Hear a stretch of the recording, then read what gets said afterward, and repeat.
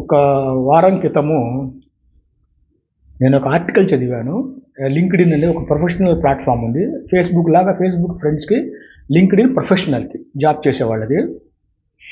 Article ఏందిరా అంటే, some children do not have father because father not refused because mother want to take revenge.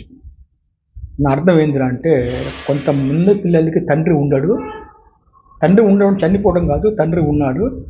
కానీ తల్లి తండ్రి మీద పగ తీసుకుంటానికి పిల్లలు దూరం చేస్తుంది అని.